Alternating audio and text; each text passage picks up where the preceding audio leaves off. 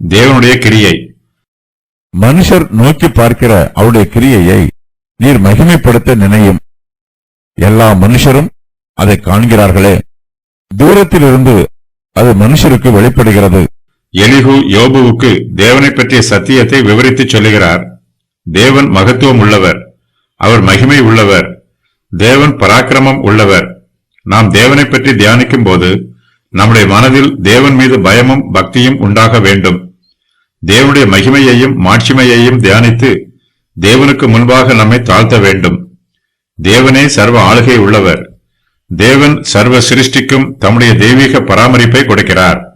தேவனுடைய தெய்வீக பராமரிப்புக்கு யோபு தன்னை மனப்பூர்வமாய் தாழ்த்த வேண்டும் என்று எலிஹு அவருக்கு ஆலோசனை சொல்லுகிறார். எலிஹு யோபுவினிடத்தில் தேவனுடைய கிரியைகளை பொதுவாக சொல்லுகிறார். தேவன் ஒருபோதும் மனுஷருக்கு தீங்கு செய்வதில்லை. அவர் அசுத்தமான காரியம் எதையும் செய்ய மாட்டார். தேவனுடைய கிரியைகள் எல்லாவற்றையும் நம்மால் பிரத்யட்சமாய் பார்க்க முடியும். தேவனுடைய கிரியைகள் இயற்கையிலும் வானத்திலும் மனுஷர் மத்தியிலும் வெளிப்படுகிறது. நாம் தேவனுடைய மகத்துவமான கிரியைகளை நோக்கி பார்த்து அவரை மகிமைப்படுத்த வேண்டும். தேவனுடைய கிரியைகள் எல்லாமே நமக்கு ஆச்சரியமானவை. தேவனுடைய ஞானத்தையும் வல்லமையையும் நம்மால் புரிந்து கொள்ள முடியாது. தேவனுடைய ஞானம் சர்வ ஞானம். அந்த ஞானத்தை மனுஷனால் ஆராய்ந்து அறிந்து கொள்ள முடியாது. தேவன் தம்முடைய தெய்வீக சித்தத்தின் பிரகாரமாய் நம்மை பராமரிக்கிறார். தேவனுடைய கிரியைகளை நாம் குறை சொல்லக்கூடாது. தேவன் நமக்கு தீங்கு செய்திருக்கிறார் என்று தேவனை குற்றப்படுத்தக்கூடாது.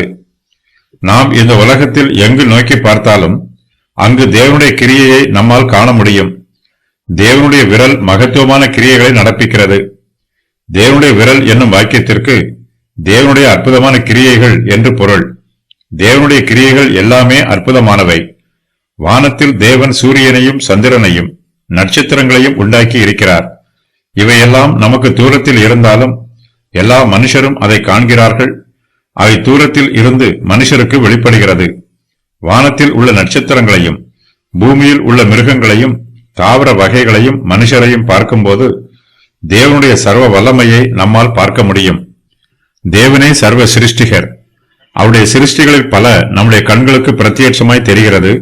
இவை தவிர நம்முடைய கண்களால் காண முடியாத சிருஷ்டிகளும் உள்ளன.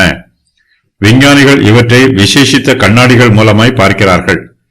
தேவனை குறித்து அறியப்படுவது அவர்களுக்கு உள்ளே வெளிப்பட்டிருக்கிறது. தேவனே அதை அவர்களுக்கு வெளிப்படுத்தி இருக்கிறார்.